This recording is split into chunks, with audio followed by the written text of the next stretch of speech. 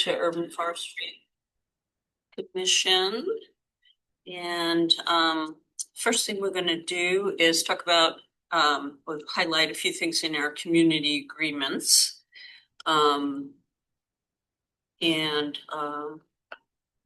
Second here. Adam up.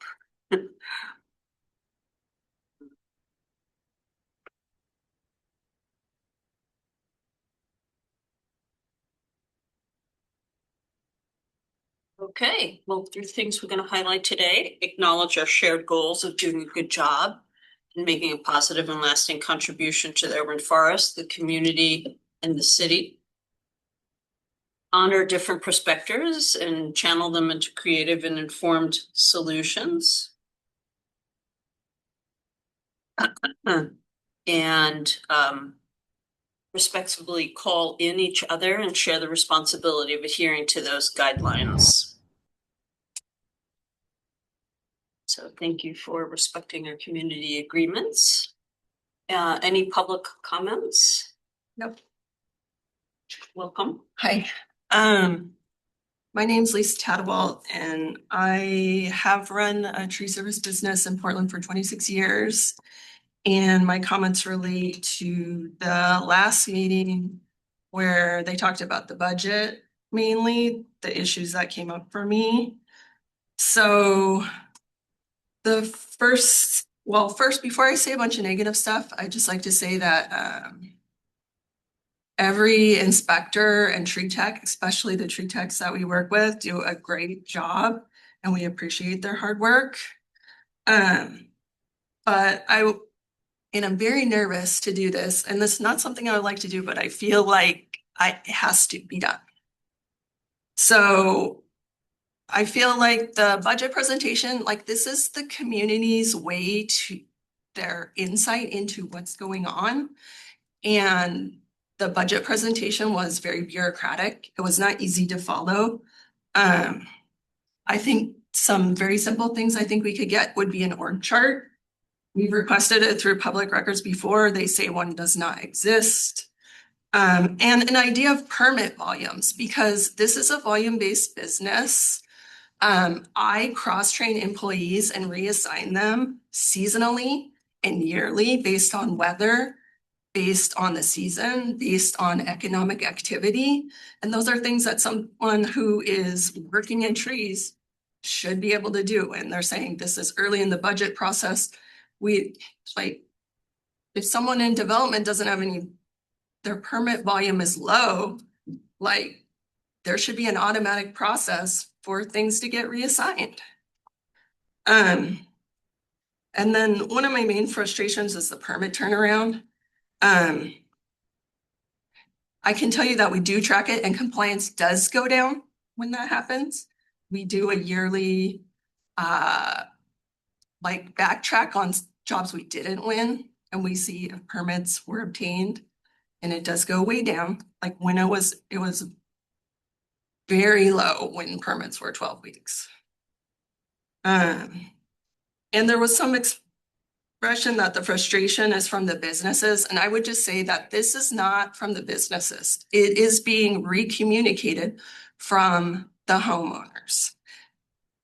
You get a certain amount of people who have to get their new roof put on in December because their tree removal permit took too long, and you're going to build up a lot of frustration.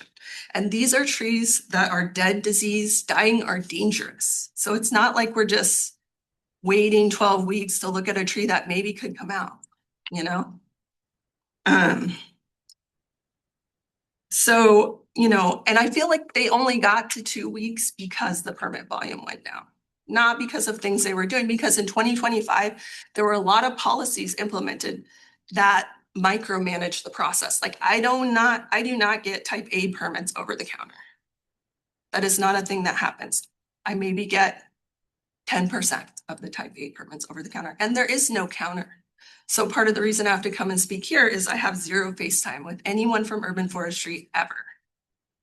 And I'm a top, even though tree removal is a very small part of my business, apparently I'm a top applicant, for permits. So why is that? you know, strange.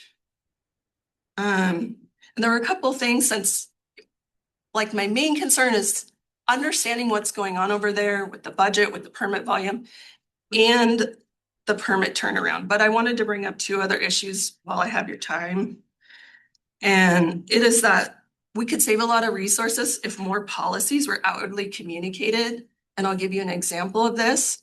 So there's nuisance species, right? And those can get a permit. But when they're a street tree, it's not necessarily so.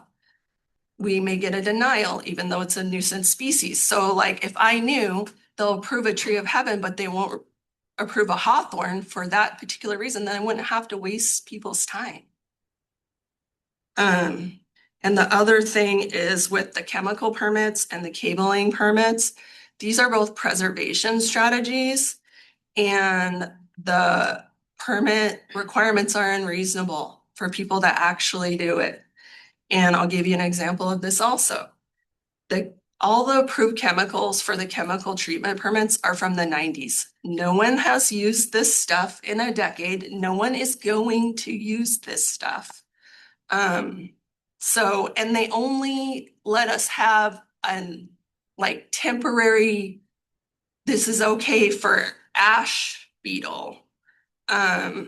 Like in the last few months, you know, and those permits take time to get, and you're supposed to apply in early spring. And that's about it. Thank you so much for coming. It's really important to, hear from the public and, any responses or at Yeah. that point or. Yes, thank you for coming, Lisa, and for your comments. I made some notes, so I covered a lot of ground. Yeah. So I'll try to quickly address some of those. First off, in terms of timing, the reason it takes longer to get permits, and in the past why it's been 2 weeks, our goal was always 2 to 4 weeks, wasn't only due to volume, it's that we had a lot more staff. In October, cuts took effect that reduced the team by now it's about half. So clearly that's a problem. And so it is actually not urban forestry that does the permitting. That was moved over to Portland Permitting and Development, a different bureau, and we're still navigating that. But regardless, none of us want permits to take too long. And I know PP&D, and we are working with them actively to shorten those timeframes by finding streamlining steps and improvements. For example, one that's being worked on now that I think you referenced is cross-training appropriate staff. So right now, development volumes are down. So for example, folks who are assigned as tree inspectors to that type of work are being trained to do other types of permitting, like requests for private property tree removal and replant permits. So we're hopeful that will help. And there's several other things in the works. You asked about permit volumes. The average, there are reports on the urban forestry website from the many years past when we were responsible for permitting. And those cite very specifically what the volume is each year. If you want to look at those, they're called Urban Forest Action Plan updates. Average 9,000 to 10,000 permit applications per year, and that accepts certain special ones like programmatic permits, which are a little bit different. I want to make sure that folks know that a dangerous tree, a tree that is actively dangerous, can be addressed without permit. Within 7 days, materials need to be submitted to comply with code. It's called a retroactive permit, but that should never be an obstacle. Doesn't matter how long it takes to get a permit. If it's a truly dangerous tree, it should get addressed right away. Let's see. Oh, also, some of the things that you mentioned may be related to the city's code requirements. Title 11 trees is the city's tree code. Implementation of that code began in 2015. We have started a code update project. There have been a couple updates along the way. This is a more comprehensive project, and we are looking for folks to give their comments and what they think should change in the code. So please be aware of that, and I'd encourage you to submit whatever you like in regards to that. There'll be information coming out soon about where to send that. For the time being, it can go to trees@portlandoregon.gov, and I know they'll route it. So I hope that's helpful. Priority there for me is about the timing. Right. Commissioner Vandermark Hammons. Well, I first off want to just thank Lisa for coming. I know that giving public comment can be unnerving. So I do appreciate that. And one thing I was just really thinking about and listening to Lisa is, right, like I have been on this commission now for 8 years, and I may be misremembering, but I don't know if we've ever just had a conversation in which, right, local arborist companies have come and talked about their Yeah. experience around these things. And I really thought about that, Lisa, and hearing you talk and about your experience, right? On this commission, we have a lot of city bureaus come and talk to us about why they are approaching things or responding. But as a, right, we are here to advise. And so I'd love to be advised by the people that are doing the on the ground work. So that is something, I think would be really interesting and beneficial for us as a commission, is to hear more from the local arborist companies about their experience, because I think it could better help us advise. So in that short commentary, Lisa, I learned a lot. So thank you. Same. Great. Yeah, Commissioner. To touch on Megan, as a local tree care provider, I feel your frustration extremely well. I experience pretty crazy permit delays. 8 weeks for a dead tree in some scenarios is very challenging. I did speak with one of the city arborists about a week ago to update on a previous project to get some degree of an update of where the heck everything was at, and was informed that development arborist inspectors were being brought in to help reduce the wait time from what's, we were told 6 weeks, and then it went up to 8 weeks, and I think it's kind of run into a medium of 7 weeks at the moment. But there should be some reprieve from what I've been told by one of the inspectors, that we should be seeing a bit of a reduction in wait time. I don't want to continue to be a dead horse, but I once again strongly believe that there should be some degree of, tree care provider workshop, something that should be allowed for us to, as arborists that are, playing by the rules, to issue permits for dead trees, diseased trees. Street trees, off the table, in my opinion. There's just too much regulation, especially with the tree pruning maintenance program that's being built right now. That's in someone else's hands for the most part. But backyard private dead Douglas fir that's over 20 inches is pretty obvious to most people. But that's a lot to work on. I bring it up a lot. I'm trying to ease myself on it as much. Thank you, Commissioner Sanchez. I appreciate it. And again, we are working on that actively. And I appreciate you bringing up, as I had as well, Lisa, that development tree inspectors are being cross-trained so that they can help take on that workload. The fact remains that if you go from 36 staff down to about 20, there are some adjustments that have to be made. And we are working as hard as we can. We want people to be able to get their permits quickly. We want things to be as easy as they can be. We have a couple self-certification programs out there. Small street tree pruning can happen with an online permit, doesn't self-issued.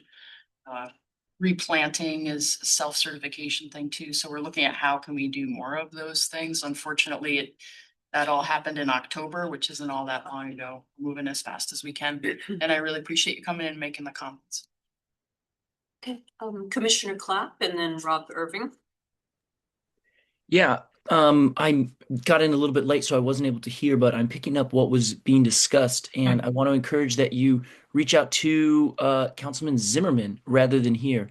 We're trying to figure out how to deal with what the budget cuts ended up working with, but ultimately, those are the decision makers that put us in this position that have been, in my opinion, causing the troubles, and it really goes back to Councilor Zimmerman. So I would reach out to him and say, hey, here's what has actually happened based on your amendments. So that's my piece.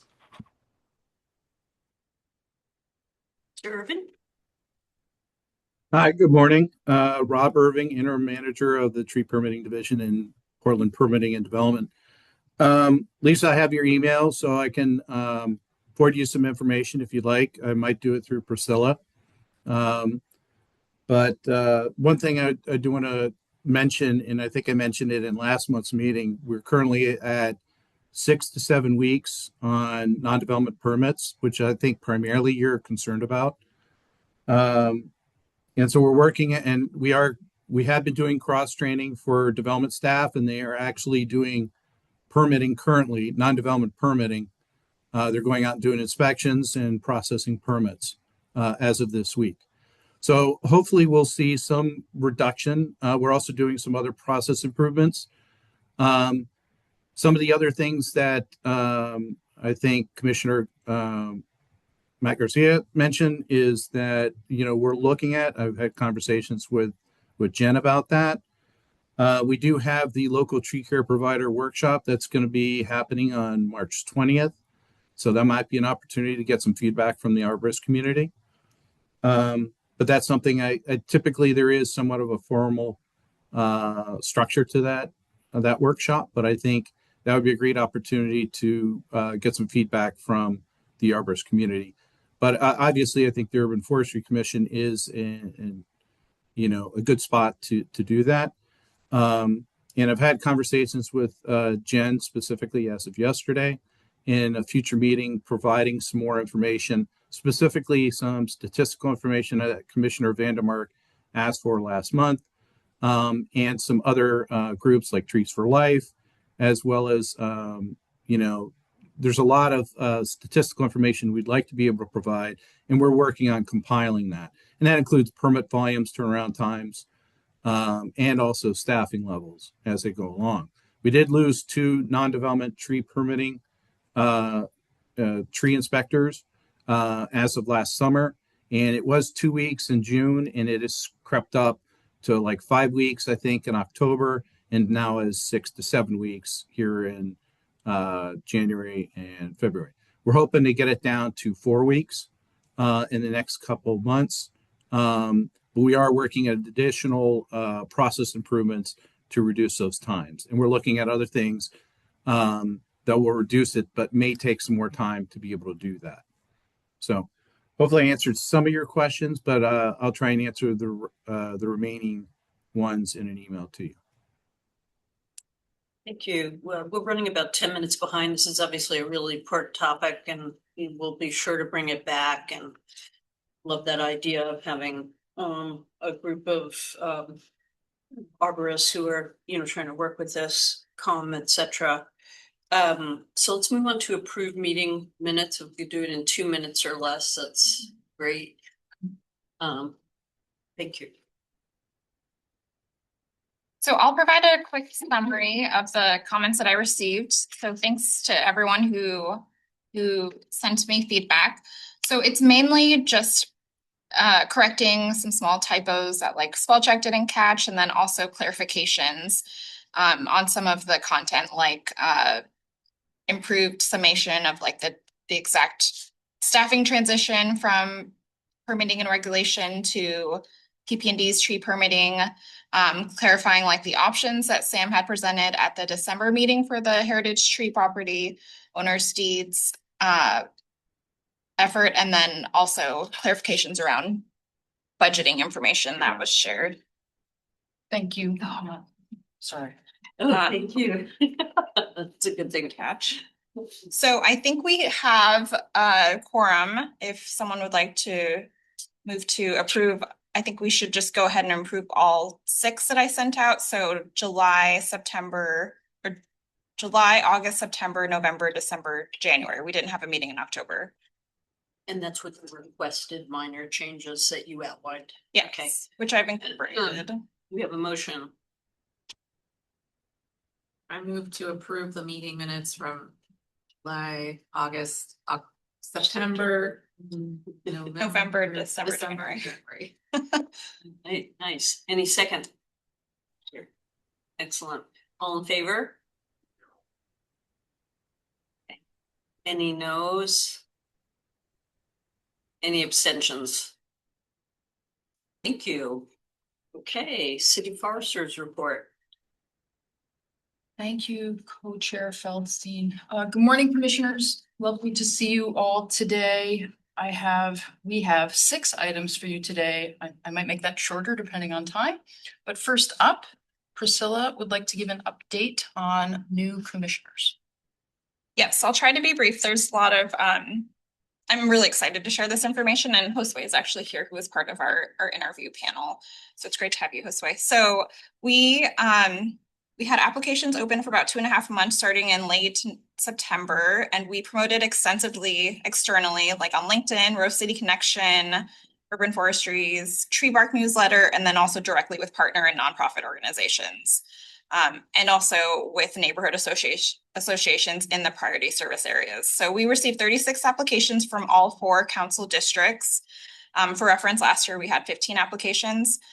Interestingly, 17 out of the 36 applicants were under the age group of 36. So it offers a great opportunity for a younger perspective to the UFC. And in reviewing applications, we considered experience that was outlined in Title 11, such as, women and multicultural groups must be represented. At least 3 members must have arboricultural, landscape, architecture, or urban forestry experience. And we also, considered districts, like we have low representation right now in District 4. And given our work in priority service areas, District 1 is really an area that we want to have more perspective. And so we interviewed 6 candidates and are recommending 3 individuals for appointment, Paula Bird, Jeffrey Donovan, and Quadri Taiwo. He goes by Taiwo. So a little bit about each individual. So Paula Bird works for the nonprofit organization Rosewood Initiative that supports the community in East Portland. And she served on a number of nonprofit boards such as Youth Organized and United to Help Decoding Dyslexia of Oregon, and some others. And she's also a co-founder of Books Not Bars Oregon. Paula served on the Community Advisory Committee for the Portland Urban Forest Plan and views this role as an opportunity to continue her active engagement with urban forestry. Dr. Jeffrey Donovan is a natural resource economist who's dedicated 23 plus years to quantifying and communicating the many benefits that we receive from urban trees. He spent more than 2 decades with the U.S. Forest Service based in Portland, and last year transitioned to a private consulting practice called Ash and Elm Consulting. He views this role as an opportunity to help the city of Portland utilize the best science available in managing the urban forest. And then Quadri Taiwo, goes by Taiwo, is a certified arborist and analyst with the Oregon Department of Forestry, where he leads stakeholder analysis and relations for the statewide urban and community forestry plan. And you may recognize his name. He was nominated in September for the Bill Nato Community Trees Award, along with Dr. Vivek Chandas for their research on green space distributions over a 50-year period, where they examined the historical planning processes that shaped today's canopy inequities in Portland. And so he is hoping to bridge policy, research, and community voice to advance more equitable forests for all, with a particular focus on District 1. Or East Portland specifically. Does that put us at 11 when Megan leaves? Yes, we also had a verbal resignation from Vesla. I'm still waiting for her documents. And if Vesla leaves, does that mean we'll have 1 vacancy? So we currently have 1 vacancy. And then, yes, Commissioner Vanderbark's departure soon, and then Vesla's as well. So that covers the 3. Okay. Great work on the outreach. I'm really particularly excited about the outreach to the nonprofits and community-based organizations. That's awesome. Okay, great. Thank you very much, Priscilla. Yeah, great work. It's exciting list of commissioners. Those will have to be, of course, appointed by council. Yeah, and so we're in the process now of getting on an agenda. Actually, the mayor appoints, but the council confirms, to be precise. We are hoping to get there as soon as we can. We are beholden to the council agendas. Hopefully, we will have new commissioners trained and seated by the April meeting, maybe May. If they're not seated until May, does that mean their term starts in May? In other words, when is their 4 years up? In the past, sometimes it's taken city council a while. So even though somebody may be decided on in January, I think this came up, anyway, I thought what it is, once they attend their first meeting, that's when the time starts. It will be, we have to say when it starts in the submissions to council, so we'll do our best to estimate how they'll really be able to start. That will be the formal start date, but it could be because of council agendas that we submit April, thinking that will work, it gets delayed, and they wouldn't actually start till later. Can we say they serve 4 years, starting whenever their first meeting is? They serve 4 years according to what the council decision is, so it has to be in the documents. All right. We lose people a couple months early because of this. That would be a council scheduling thing. Okay, I'm gonna continue on in the last few minutes. Thank you so much again, Priscilla. Some of this will have to wait. Okay, I want to make you all aware of a city initiative that's currently underway. It is called the Core Services Realignment Project. The Core Services Realignment Project is restructuring 7 services in the city. Those 7 areas are communications, community engagement, equity, human resources, procurement, technology such as software, and budget and finance. The goals of the core services realignment include changing to the new form of government and making the most of that new form of government and reducing the financial impact or footprint of those 7 areas by roughly 20%, nearly a quarter. One effect of that we're seeing is that holds are being placed on certain planned hiring. There are currently 2 positions in urban forestry that we'd planned to hire before the end of March that are now on hold. They are a GIS, Geographic Information Systems position, and a contract development and management position. The positions are both part of the PSEF-funded equitable tree canopy and street tree maintenance programs. They were to be hired by the end of March. We have shared up in the city structure support for the realignment project, also information on those positions' functions, and asked for support from the core services realignment team and direction for how we can meet our equitable tree canopy and street tree maintenance goals. If we aren't able to proceed soon with some version of providing the services that we need to get from those positions, we will be behind. And that we have shared that with PSEF as well. Okay, then, yeah. Speaking of software, I wanted to share with you some information about a tool that Urban Forestry uses for urban forest infrastructure management. It is software called Tree Plotter.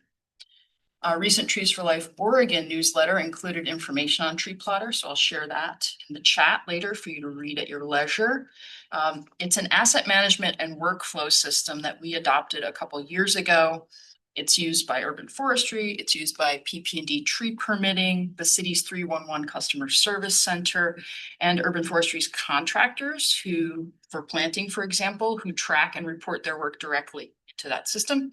It has dramatically improved our efficiency, capacity, also documentation, and it tracks work performed on Portland's tree assets. That was not possible prior.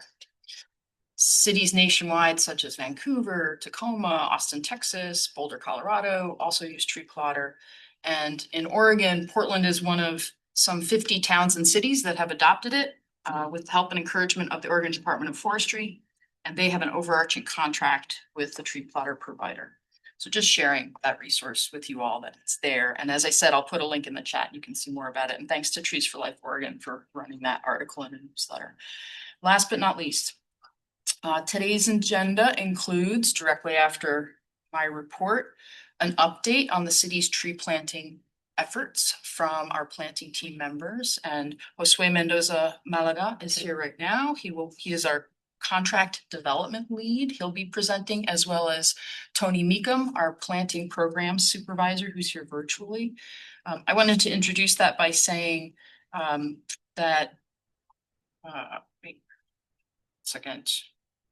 Yeah, there is a planting report that we in Urban Forestry have put out annually. You may have seen it in the last Tree Bark newsletter. We've chosen to produce and share that out each year to be accountable and transparent about planting activities. And you can even see maps, specific maps of individual tree locations in there. What you'll hear today and can also see in that report shows the high quantity as well as quantity of the program's outcomes, their high survival of our tree planting activities, also the diversity of the tree species and the high performance and resilience of the species that are selected, the focus that is on the high priority neighborhoods, so the low canopy and low income parts of towns where the vast majority of our planting takes place. And the work with dozens of paid community partners and contractors on that work. And last but not least, you'll hear something about the training and development done with contractors to help them meet the current industry standards for tree stock and planting techniques that they can also use in other endeavors they're doing in the region and hopefully improve tree planting across the region. So I just wanted to mention that, and many thanks and all kudos to the planting team for all their great work over these years. It's a marked improvement over where we were just a handful of years in terms of city planting programs. And I'll encourage you to listen closely and ask all your questions because you have the experts in the room. Thank you for the extra 3 minutes. Problem. That's it. Good to move on. All right, we'll move on to tree planting program and outcomes. Welcome. Good morning, Tony Meekum. You're silent for some reason. Which of these buttons? You're not muted, but I know for my computer sometimes it just cuts out the mic.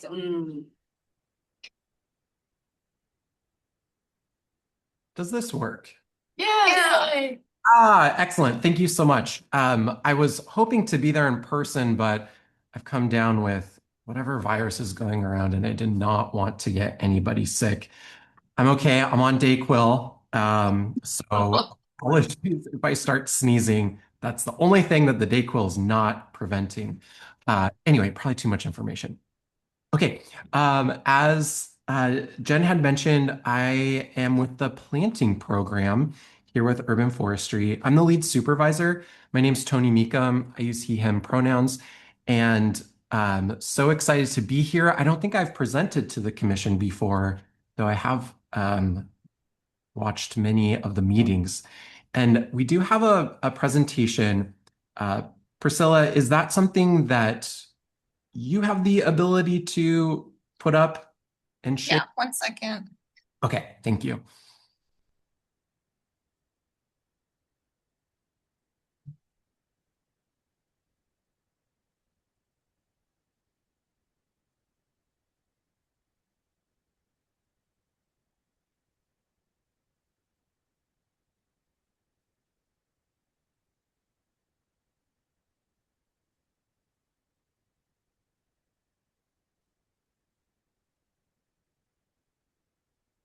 Awesome. Thank you so much. Okay. Yeah. On to slide 2, please. Thank you. Well, our tree planting and establishment program, just going to read this here for you. It strives to increase tree canopy coverage in Portland while prioritizing our most underserved and heat vulnerable neighborhoods. For our team, increasing the canopy alone isn't enough. Of course, it is central to our team's goals and our mission.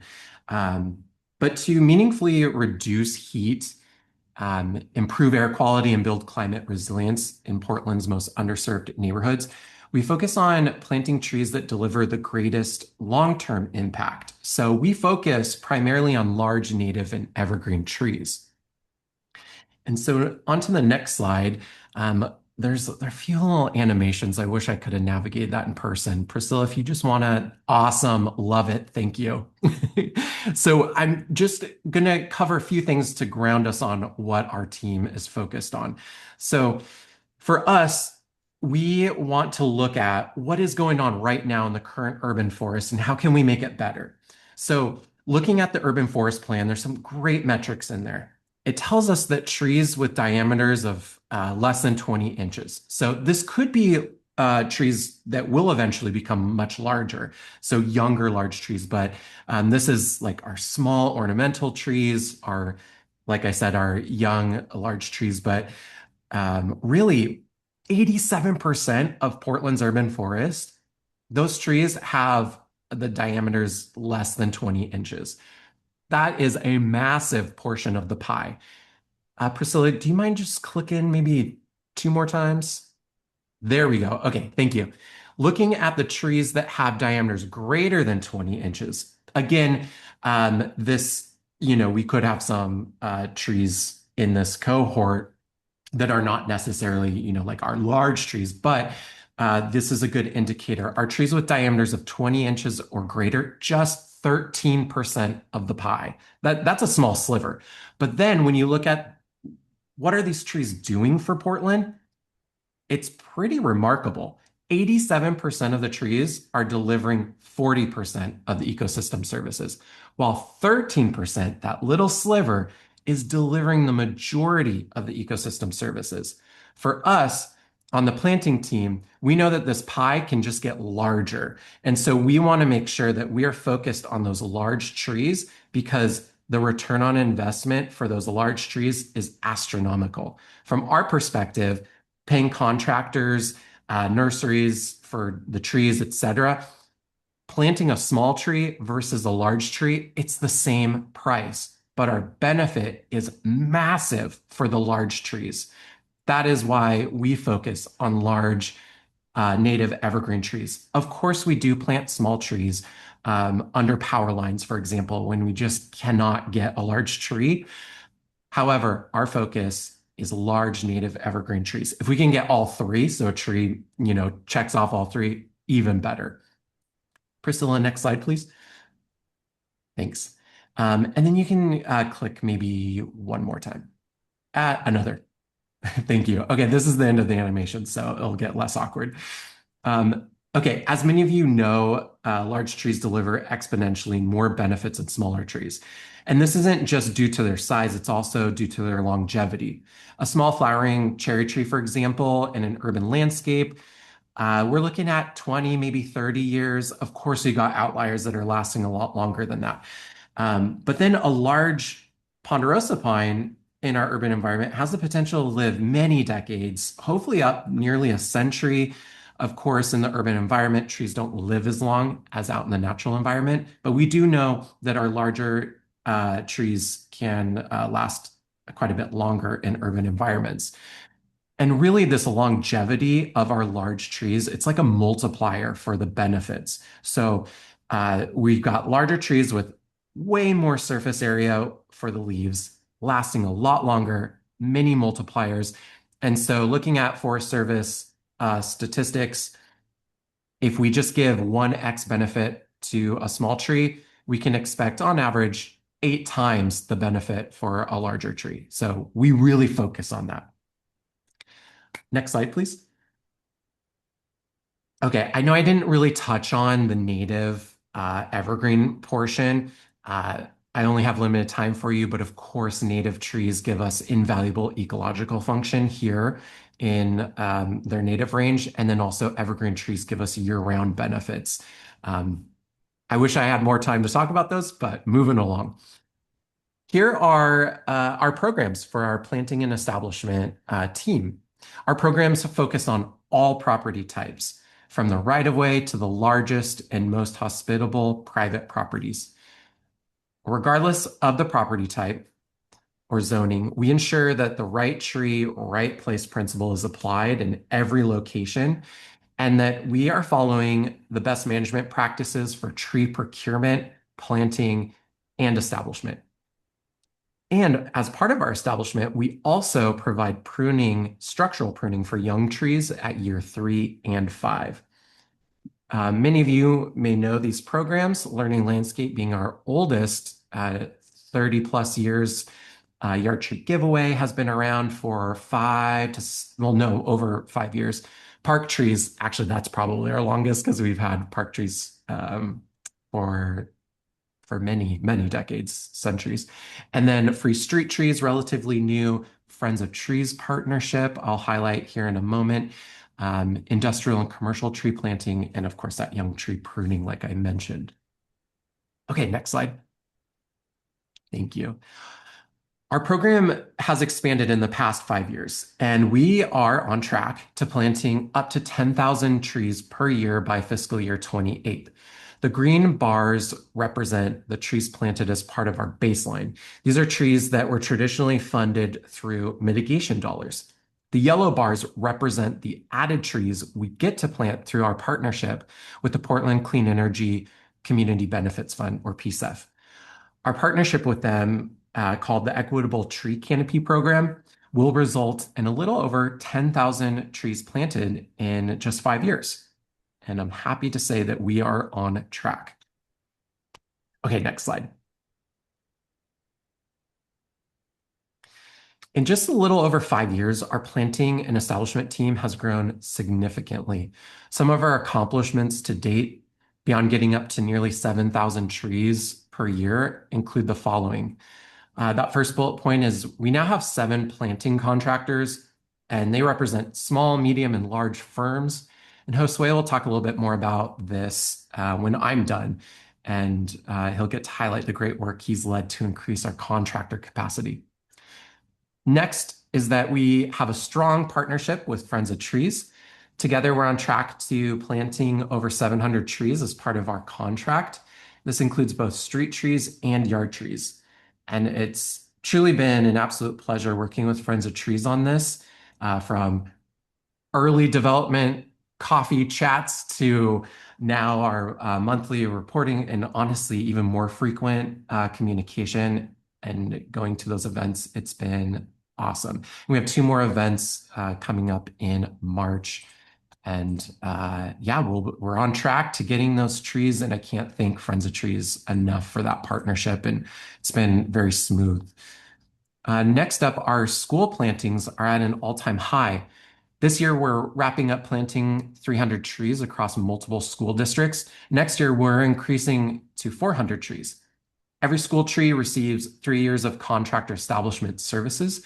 And I'd be remiss not to express my gratitude for those of you on the commission and many of our great volunteers for keeping these school relationships strong. I know we have folks on the commission who have really built strong relationships with many of our schools, and that level of work is so important to keeping our relationships strong with those school districts. So thank you so much. Next, we created a formal training program and have increased workforce development. Thanks to PCEF, we've been able to allocate precious resources to ensure our full-time staff, seasonal staff, contractors, and even volunteers receive the necessary training and opportunities to expand their urban forestry and arboricultural skills. And Josue will explain a little bit more about contractor training here in a bit. We've also increased our outreach and partnership opportunities with the communities we have the pleasure of serving. Our community stewardship team has cultivated many strong relationships with various groups in our priority service areas, including East and North Portland. To date, we have 17 partnerships that receive financial compensation for their extra work promoting our programs. We've also taken on the tree portfolio from the Bureau of Environmental Services, and we continue to establish those trees and build on those relationships with those property owners.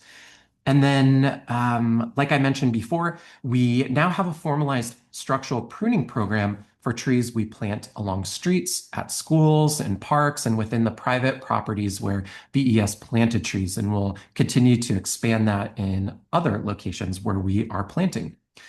We've been working with contractors to prune these trees for structural success so that the trees grow with central leaders and any remaining issues like crossing branches or anything else are addressed within year 3 and 5 post planting. We really want to set up our trees for success.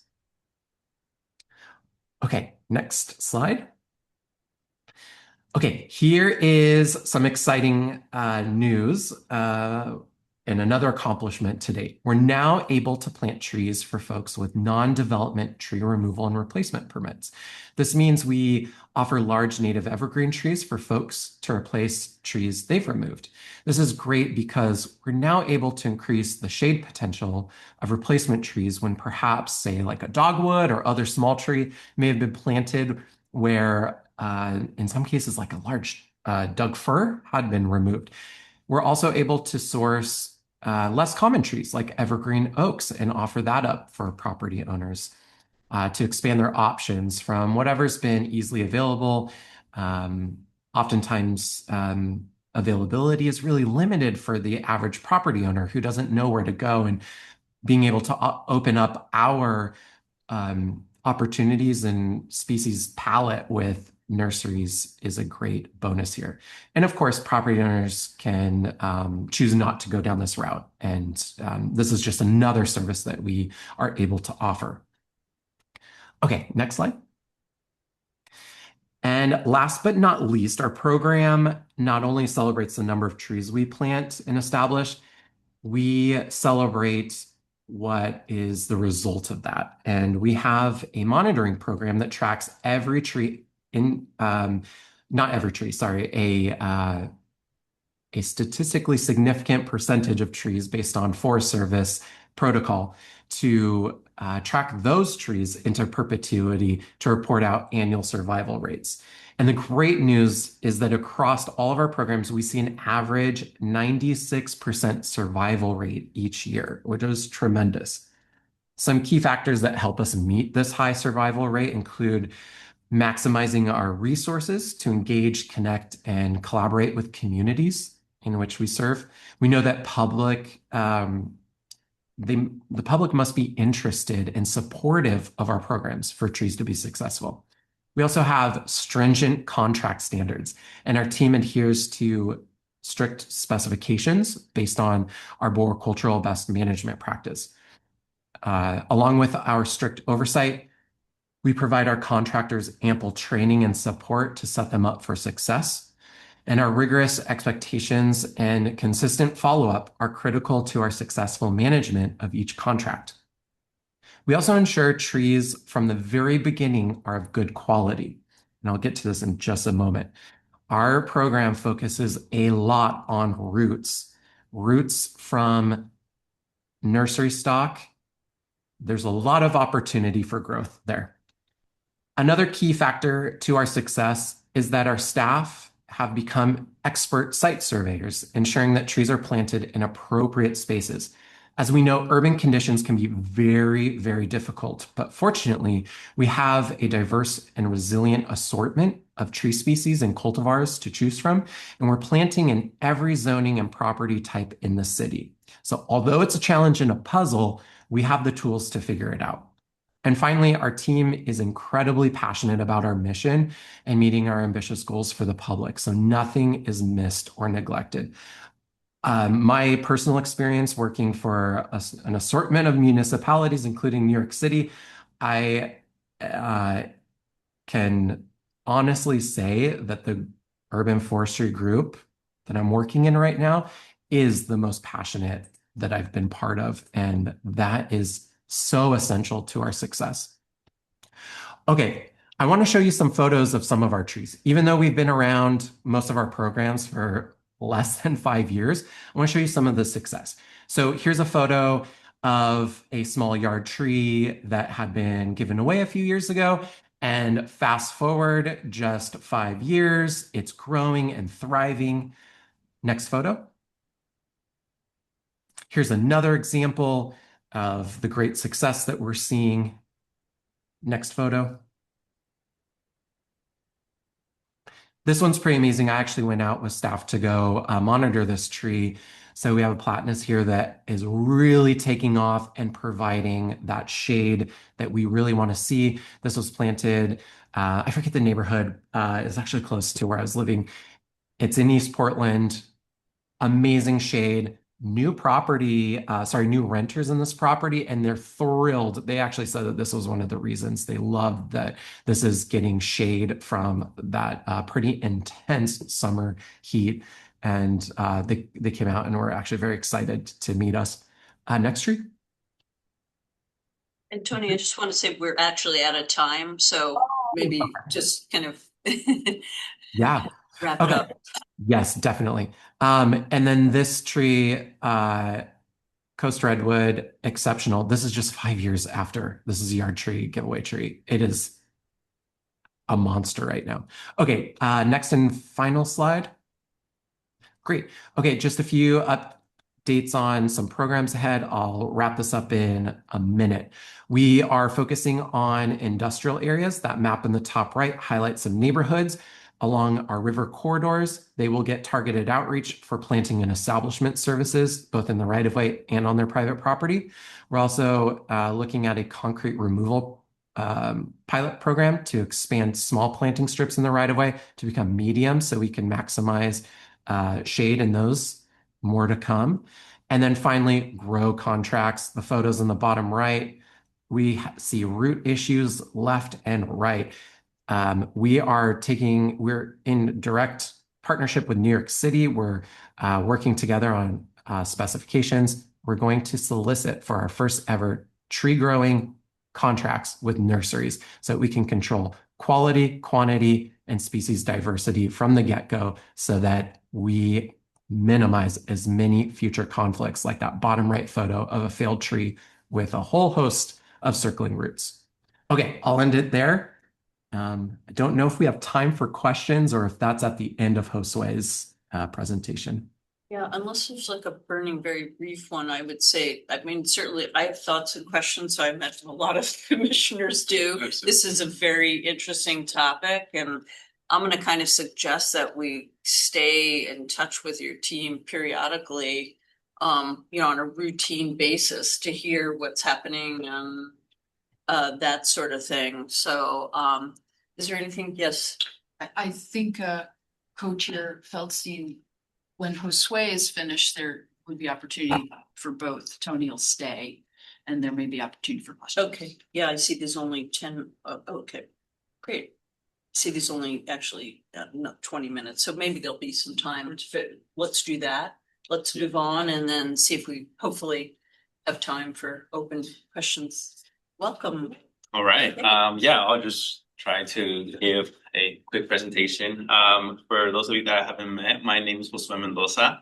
I serve as the Contractor Development Coordinator with Urban Forestry, and I manage the program, the Contractor Development Program. And in the past year and a half, we've been really focused on expanding, diversifying, and overall just strengthening our contractor pool, contractors that work on these amazing programs that Tony just went over. Our main goal is to build long-term two-way partnerships with contractors, right? Relationships that are mutually beneficial, right? On the contractors' end, they get experience working with the city. They get paid, they get to pay their employees, grow their employees, offer those professional development opportunities. And on our end, where planting these trees or young trees are getting the services that they need to thrive in this environment. And I'll just briefly share a little bit about our program. And yeah, I have animations as well, but just feel free to click on them. So this has been our contractors over the years, right? We started off about 2-3 years ago, fiscal year 24, with just 5, right? And previous to that, we had 2 to 3 contractors that worked for the majority of our programs, just right until we introduced COVID contractors. And at the time, the city allowed direct contracting with COVID certified firms COBE stands for the Certification Office of Business Inclusion and Diversity with the state of Oregon, who offers these small business certifications for contractors.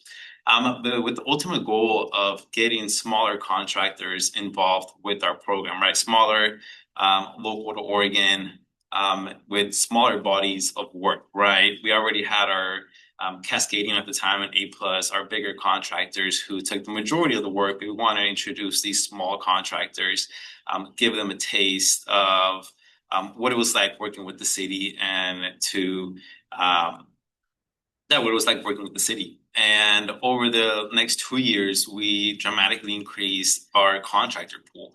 And we went from having 5 contractors to adding 8 contractors. And then just in this current year, actually, with our current planting season, we added 4 additional new partners, right? Which brings the total to 17 contractors. And we did this by conducting a lot of outreach. We conducted outreach to nonprofit organizations that provided the technical assistance services to just local companies, right? We provided outreach with adding our upcoming opportunities and just contractor information on newsletter with Tree Bark, the newsletters with our partners as well. Once again, those nonprofits who provide services to the contractors. And what we're seeing is a growth in numbers, right? A growth in interest, but also a growth in capacity. We're able to hire or partner with more contractors for different types of work. And now that our programs continue to expand, we need more contractors to fill some of those roles, right? It's not only just tree planting and establishment, but now it will be pruning and some additional services as well that we're looking for contractors. And I do like to point out that we do have several COVID contractors in this list of 17, right? We have had one contractor drop out since they started, but we replaced them with another COVID contractor, and it's great. And another thing I like to point out here under fiscal year 25, our Eco City Landscape LLC, they are our smallest contractor. That is a one-man operation, and they provide very great quality work with the establishment services they provide for a set of trees that we have with them. So just wanted to put that out there. Our smallest one is a one-man operation compared to our largest contractor. I believe it would be either A+ or Save a Tree, which they operate in many states, right? Not just the state of Oregon. Next slide. And here we can see how contractors really diversify between the different programs we have, right? We have the majority of our contractors working with our tree planting and establishment programs and contracts. On the right side, you can see those COVID contractors that have a similar, if not the same, scope, but smaller body of work, right? We're talking about 50 trees that they're planting and establishing compared to on the left side where they have 100 or up to 500 trees that have planted or are now establishing per year. The bottom side, you can see where we have establishment only contracts with a few large, small, and medium-sized firms. And then on the left-hand side, you're able to see the additional work such as pruning, right? This past season, we introduced pruning of young trees to our contractors. We have a great project manager who was able to manage Honolulu Tree Care and Oregon Tree Care to provide those services. And once again, we are intentionally expanding our contractor base, getting the smaller and emerging contractors involved within our programs to provide different services. And we are no longer relying on just 1 or 2 contractors to provide these different scopes and different services, right? Now we have 17 contractors to choose from, and we're only looking to increase our contractor pool, right? There's plenty of contractors out there that provide different types of services, and we're only looking to grow and strengthen our contractor base. Next slide, please. And I just wanted to touch a little bit about our contractor experience. And this is typically what our contractors go through when they first from initial inquiry where they're being first initial inquiry to where they're welcome and awarded a contract, right? With the initial inquiry stage, that's so that either the contractor reaching out or we're reaching out to them. Questions are asked, answers are given, and that's just a basic understanding of what opportunities are available for contractors and what some of the minimum requirements are to be able to partner with the forestry. Then follows the solicitation phase, and there are multiple methods to contracting with the city. Well, the COVID direct method is no longer an option at the moment, but there's still different options to contract with the city to solicit or to go through a solicitation process, and then the welcome comes in once they're awarded. Then they're onboarded with the support of staff. We clarify expectations and with the overall goal of making sure they feel supported. Some of the feedback that we receive from contractors is that contracting with the city and just getting onboarded through the city process is just not very user friendly. It's not a simple task. So our team we really prioritize supporting the contractors through this process, through the invoicing process. And if we go into the next slide, we can see also the training that we provide our contractors. As Tony mentioned just earlier, this season we provided a training schedule for our contractors we're planting this fiscal year 26, where we provided about 6 different trainings.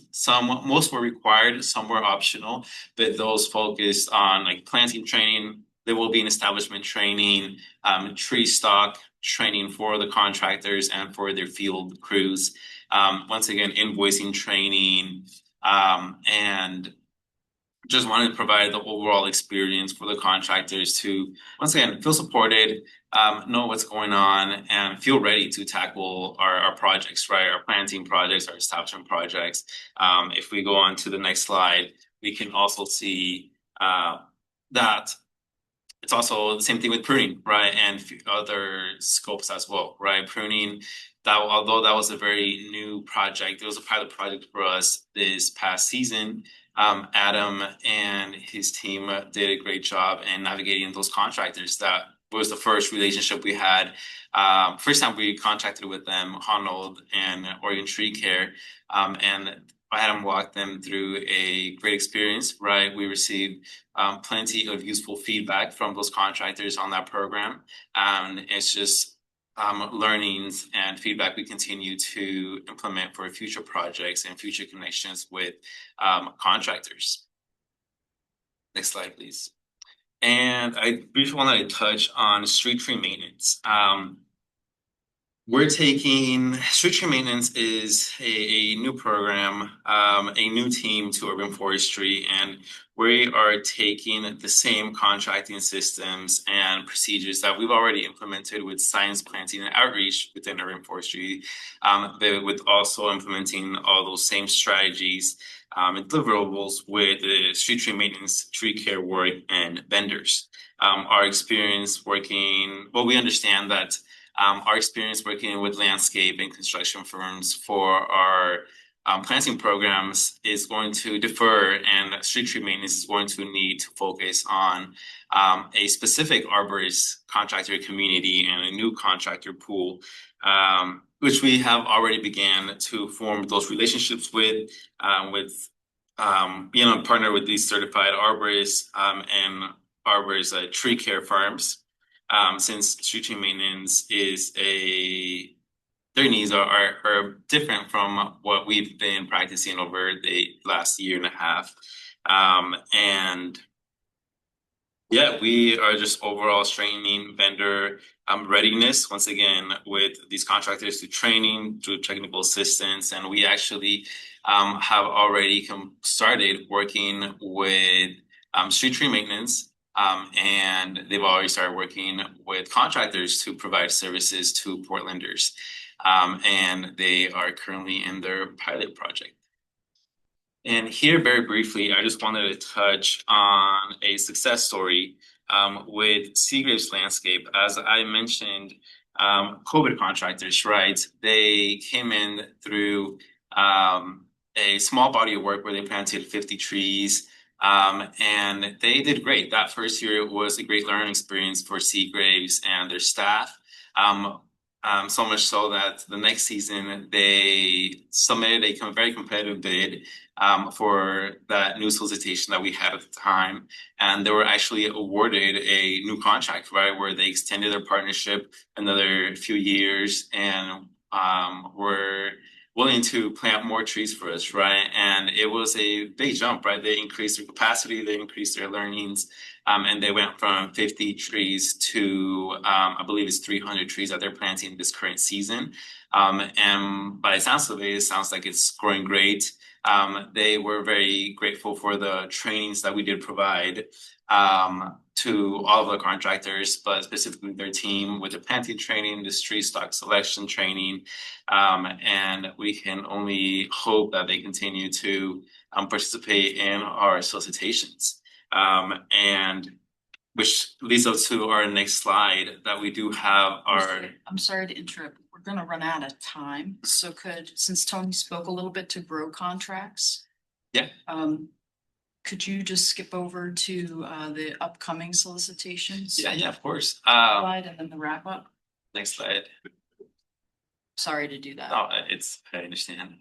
So for our upcoming solicitations, street tree maintenance is in the early stages of working on their solicitation. That should be released early next fiscal year. For solicitation or procurement process for treating ash trees, EAB treatment, that's coming up also in the summer months. Establishment contracts, we're actually currently looking for contractors to do or to provide bids for that work, and then also pruning contracts fairly early on the stages for that solicitation. That will be coming in the next fiscal year. And that is all I have for y'all. Thank you to both of you. We have a couple minutes for questions. Commissioners, any thoughts, questions? Yeah, I have a handful. That's all right. Yeah. I have 7 questions, but I'll try to condense it. So you know some answers. One thing I see a lot going to my clients' houses is in neighborhoods with empty planting strips. They'll have a white mark on their planting strip, and I'll ask them, "Oh, what tree are you getting?" Sometimes they don't know, and other times they don't know that they're even getting a tree in the first place. And I was just kind of curious, what set of outreach beyond door hangers is the program doing at the moment to notify, adjacent property owners that they're going to have a, redwood planted next to their house? Only if it would fit. And Tony, I'm sure, can answer that. It's extensive. Yeah, we have 3 ways in which we reach out to property owners. So they get the 2 mailings, and one of them is in more of a formal envelope. The other one is a little bit friendlier. So we're trying to approach them in 2 different ways. And then, of course, the door hanger.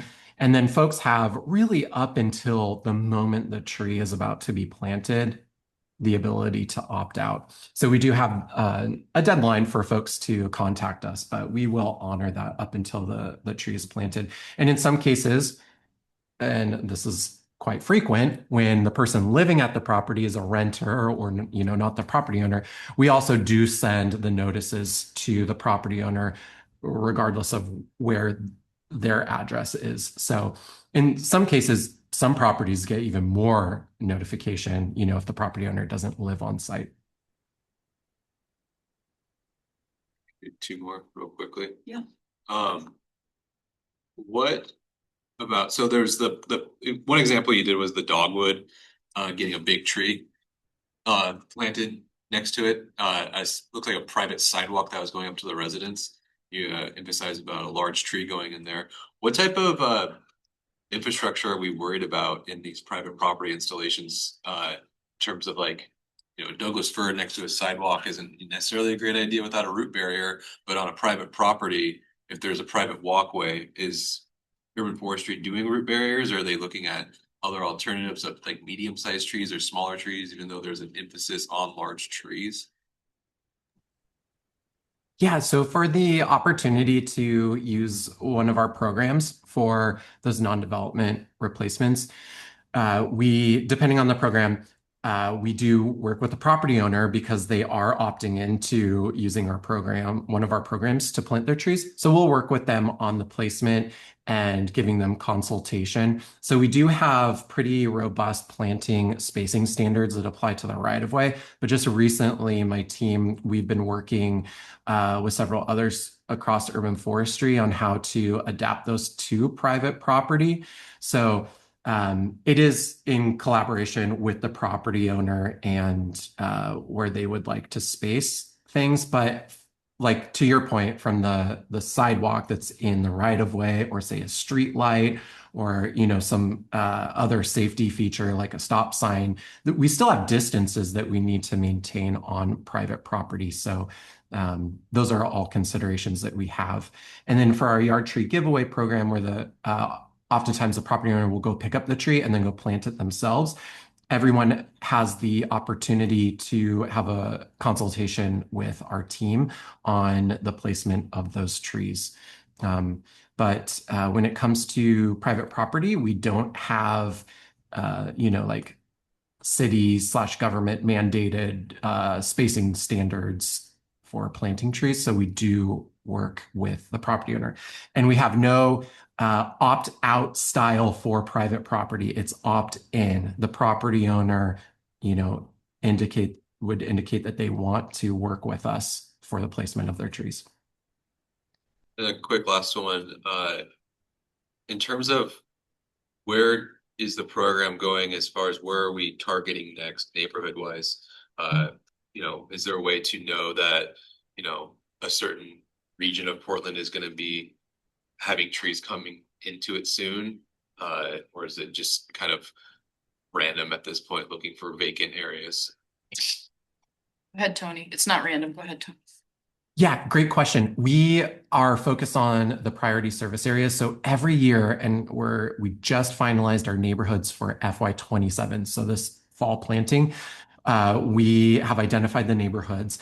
And then a next step is to update our public-facing websites to let the public know where our next neighborhoods are. So it's focused on those low canopy and low-income neighborhoods. And then in some cases, we are those industrial areas, we're focused more on the river corridors. And then, of course, anybody, regardless of their neighborhood, has at least one option, which is yard tree giveaway. We just have so much opportunity still for planting in our priority service areas. Thank you. Great, thank you. I'm going to transition us. And again, thank you very much for these presentations. And we do want to hear from you on a regular basis for sure. So, great. We're going to move on to heritage tree nominations and delisting. And I don't know, Sam, if there's any chance you could do it in 15 minutes instead of 20 or something. I will be so quick, but That's it will be great. While Sam's getting ready, I did put the link to the Trees for Life Oregon article in the chat, folks. Thank you. All right, wonderful. Well, thank you all so much for having me. My name is Samantha Wolf. For those who have not yet met me yet, I am the Heritage Tree Program Manager, among other duties. This session, I'm happy to present our annual nominations and delisting requests, along with a program update if we have time. So I will give a brief overview of the Heritage Program for those who are unfamiliar or curious. And then I'll go through the 3 designation requests, 3 delisting requests, and 2 special cases. We have a fun mystery tree to talk about. Okay, Heritage Program. We recognize trees of unique size, significant age, special horticultural rarity or uniqueness in the region, and significant historical reference. People involved include the UFC, of course, city staff, volunteers, the community at large, and city council. So how does one nominate a heritage tree? I have this handy little slide for you. So nominations come in from the public each year, and they have a cutoff by May 1st. Then I compile all that information and I share it out. And before I share it out to our volunteers, I remove any ineligible trees. So this includes invasive trees, trees on private property without owner consent, things of that nature. After that compilation, I send it out to our heritage tree volunteers who have been trained, and they have a criteria and methodology to review each nomination systemically and carefully, and they can even view them via desktop or in person on their own schedule. And they have 1 month to do that.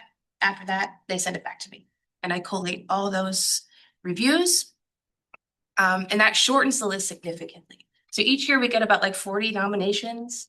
So by going through this screening and evaluation with volunteers, it helps cut out some of those nominations that might not be suitable for the program.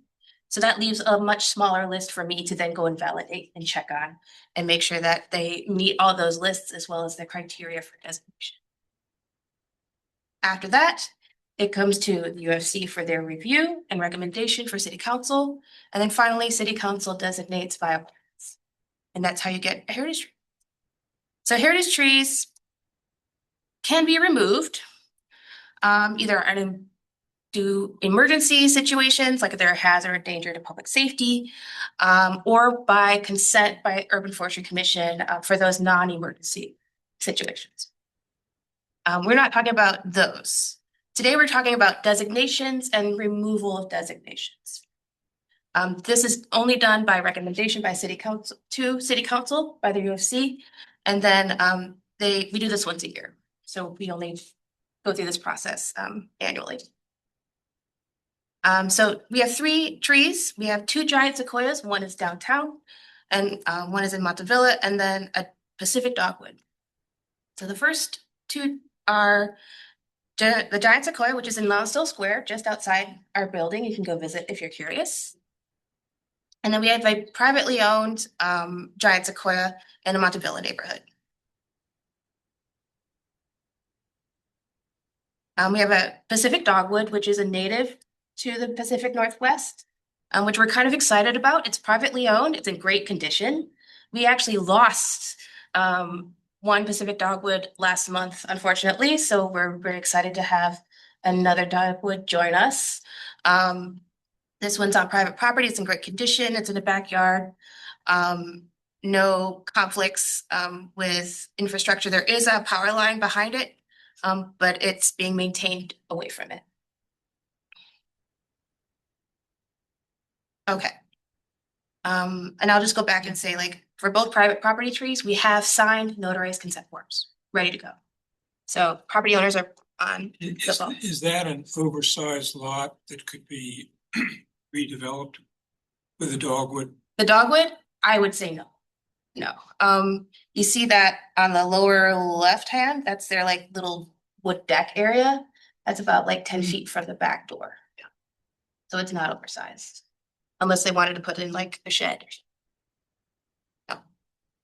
Delisting request. So yes, that Pacific dogwood that had an emergency removal last month.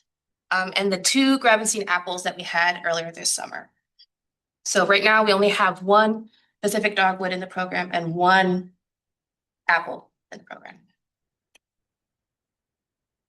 So here's some details about the emergency removal for the Pacific dogwood. It's privately owned, was not well maintained, unfortunately. It was actively failing. It was classified as technically dead when our inspectors got to it. And it was failing on 2 adjacent properties, so we approved removal. And the only remaining stem that had any life in it was covered in ivy as well. So it was pretty sad. Yeah, it was unfortunate. One right-of-way apple tree had a failure in the recent past, about 5 years ago. Within the last 5 years, there was a major failure on the sidewalk side. It lost another part of its canopy this past summer. The remaining stem had conchs in the upper canopy, so there was no way to mitigate or try to revitalize the canopy at that point. So given that, the lien, we decided it qualified for emergency. We had another emergency on a privately owned apple tree. This one, you can see for itself. There is no fence between it and the right of way. So due to the exposure, and the limb was still partially attached to the trunk, and under a lot of tension, we felt it was dangerous and worthy of emergency removal. So now we only have one apple tree, which is doing well, I'll just say. Okay, special cases. We have an old park tree, northern red oak in Patton Square Park that was initially recommended for designation back in 2005. Mysteriously, it never showed up on an ordinance.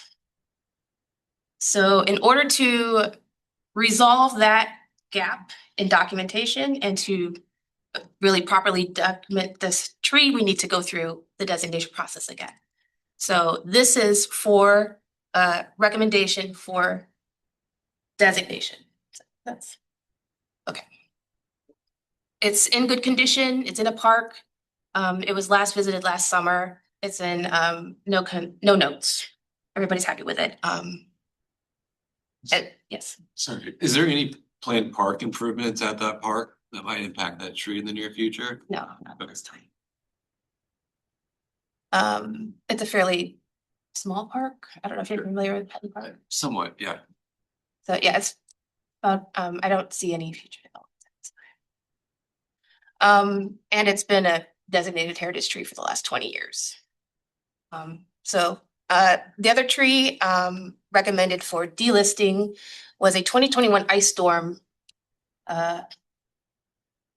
victim. It was not reported at the time. It was a private birch tree. It had failed during the ice storm. The property owners never reported it. The last time we did a monitoring by staff, we couldn't find it. So we had tree inspectors follow up, and we had neighbors verify that indeed it failed during the ice storm. The owners got a violation, they resolved it and planted a new tree. So one recommendation for designation and the birch tree recommendation for delisting. Special cases. All right, so here is our distribution of heritage trees across the city. Darker green indicates areas of higher heritage tree density. The red stars indicate areas for removal from the program, and the yellow dots are inclusions in the program. So right now the red oak is included in the density, if that makes sense. All right, next steps. I have 4 trees recommended to you for consideration for designation by City Council, and then 4 trees to remove. So I will now hand it over to the chair to discuss and vote. Thank you for Speedy Gonzalez. Any questions? So why don't we take the designations first? Any questions, comments on those trees? Always good to see nominations east of 82nd Avenue, so that's great. So on the private trees, these, if the city council approves them, these will go on with the county and will be registered with the county. Yep, I have the forms ready to go. And does the property owner agree to that? Yes, And do we have that in writing? yes, they've signed, I have the forms Good. ready to go. And Commissioner Nelson and others, that is always standard practice and has been for years. We would not bring something to the commission for consideration for listing if the property owner weren't on board and the paperwork not in order for listing on the deeds. That is an old problem that predates any of us in this room. One quick question about the sequoia over here. Was that just like power washed off after it got spray painted when that park was having protests at it? That was going on with the lower trunk on that? That's a good question. I don't have any notes from our tree inspectors that looked at that tree Okay. about the discoloration. Did you recall seeing graffiti on it? So I just didn't know if that was. I don't have any notes about that, but it doesn't seem to have harmed or otherwise injured the tree. That bark's pretty darn thick. Yeah. Power wash your roof, you power wash it for you. Well, I love that. who knew? Okay, do we have a motion to approve these heritage trees going forward to city council? Motion to approve the listing and delisting. You want to? Just the listing. We'll do the just listing, okay, motion to listings. approve the delisting of the 4 heritage trees. Okay, any other second to list these heritage trees? Or, I'm sorry, the removals up, sorry. I was doing an opposite, I want you confused. Okay, we'll do the designations, the top 4, and you did. I The motion to designate. to designate, to delist the bottom 4, so. Okay, any second to delist or any discussion, because we didn't discuss. I'll second. Seems Okay. fairly straightforward. Any discussion on the delisting, since we did not talk about that? The second apple that's recommended for delisted, the property owner brought it before the Urban Forestry Commission 5 to 8 years ago. They wanted the tree to be removed. Urban Forestry did not approve it, did not recommend that it be removed, and the Urban Forestry Commission voted to go with the recommendations of Urban Forestry. At that time, the tree had that one remaining trunk on it, significant amount of decay, but in the opinion of Urban Forestry, it was merited keeping for a while. Okay, I remember this. It is interesting to note that because that was, I don't think it was 8 years ago. I think it was Oh, like, I don't remember. yeah, I think it was like 4 years ago or something like that. Yeah, so just the amount of time since then that it had left. And I know I remember the property owner was really concerned about the safety of having this failing tree on the property. So yeah, thanks for noting that. okay. So all in favor of these delisting? Any no's? Any abstentions?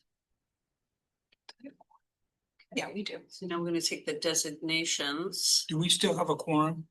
We do. I mean, do we have 6? We have 7. Because I can't tell. Yeah, we've. I'm checking on my computer too.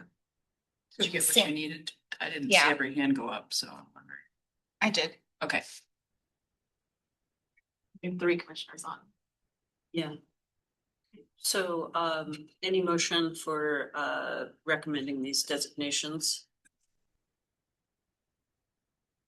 I so move. Okay, second? I second. Okay, all in favor? Right, any opposed?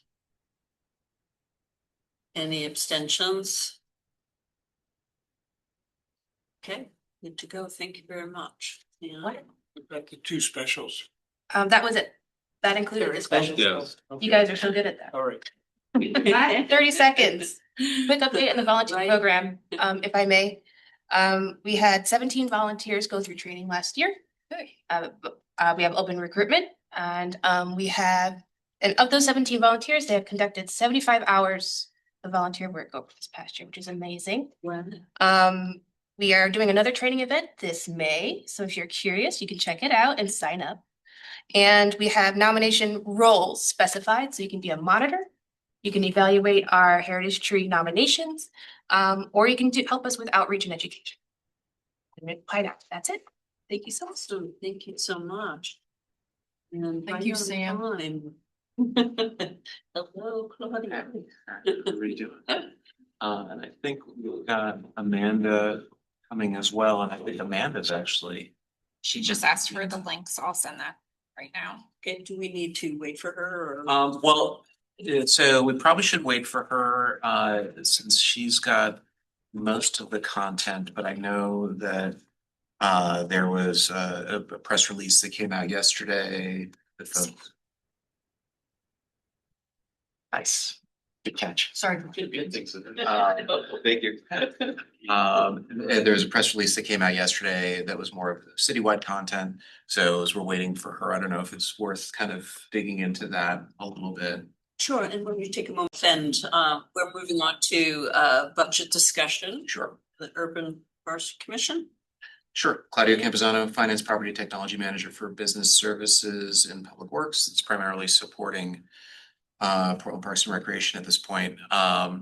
So yeah, like I said, Amanda's going to come on and talk a little bit more about sort of process prioritization, et cetera, and where we are in the decision-making process for the parks and for the city. But in the meantime, yesterday the city released what they call the current service level budget report, which kind of detailed sort of the citywide fiscal picture. And it wasn't a particularly good picture. It outlined, a slightly less than $1 billion general fund expense budget that had about $160 million of gap in it. And that gap is driven by a couple of things. Number one is a revenue shortfall of a little less than $60 million. I don't have the numbers in front of me, but that was a substantial piece. And that is driven, my understanding, and I don't deal at the citywide level a ton, but driven primarily by changes in federal tax code and how that sort of like our business license tax kind of is tied to federal tax code. And so to the degree that that's generating less revenue because of the changes in federal tax code. So that's one thing. Then there's also expenses higher than anticipated, and that has a lot to do with sort of base level, like things running a little bit faster than inflationary assumptions. And that was only about 11 million. And then the biggest one was a whole set of programs that are high priorities for the city, but that have been funded with one-time resources and that would otherwise fall off. So that's in the $90 million range. So, and that includes Portland Solutions, other, some public safety, et cetera. So that's just kind of the big picture. There's other bureaus as well that are outside of the general fund that are also experiencing some difficulty. PBOT is probably Portland Bureau of Transportation is probably the biggest one there. Just checking. Amanda's with us now. So really, that's really the larger citywide context in which we're working, and all that sort of general fund picture is largely what they were anticipating when they gave all general fund bureaus a 10% reduction target to look at. And so a lot of what we've been working towards over the last 3 months has been meeting that 10% general fund reduction, as well as sort of other reductions that are necessary to meet the same kind of, same expense related, expense increases that we were seeing. So that's kind of putting those two pieces together. Why we were asked for 10%? Well, it's this larger citywide cap. So I'll hand it over to Amanda and I'll fill in gaps on other sort of process related things and other finance stuff, but I know that she's got some good material for us. Thank you. Yeah, we have till 11:30, and yeah, if you guys could try to leave time for questions, that would be great. Absolutely. Thank you. Are folks able to see the slides that I have up? Yes. Great. Amanda Manhattan, she, her pronouns. Thanks, Claudio, for getting us started. I will be very brief. As Claudio mentioned, there's a lot of unknowns at this point, but wanted to join and follow back up with our advisory groups who helped us develop our prioritization process to do a couple of things. One is to provide information that we do have around timelines and expectations moving forward, but to talk a little bit about what we said we were going to do, describe what we actually did, and then get into the conversation moving forward. So I know some folks may have heard this update, but wanted to circle back. Great. So this slide's just a reminder of what our charge was. We were asked to prepare three scenarios for the mayor and council to consider. The first scenario is our base budget for parks that considers passage of the levy and already required us to make reductions because of rising costs and other factors that Claudio can speak to more in depth, but also I know some of you are familiar with. So for our base budget, we had to start with identifying 7 million in cost savings. On top of that, we were asked to prepare a scenario with 3% reductions, reflecting an additional $2.4 million, and then a 10% reduction scenario with additional 5.7 million in reductions, which in total reflects a $15.1 million cut to PPNR's general fund budget. And the deadline for submitting these was on February 9th. And I feel confident that from a bureau perspective, we did our very best under challenging conditions to provide options that are realistic, equitable, strategic, and aligned with community expectations. Sorry, I'm navigating multiple screens right now. Great. So this is just a reminder of the guidance we were given by the mayor and the city budget office. Essentially, we were asked to clean up, combine, realign to better reflect services bureaus are providing. That's a given in terms of our budgeting process. We were directed that we should not do across the board cuts, which catalyzed our prioritization process that we launched this year. We were asked to consider vacant positions before filled positions, and we were asked to submit budget reductions that were realistic, least painful, and clearly outlined service impacts so that leadership could evaluate some of the different trade-offs through the process.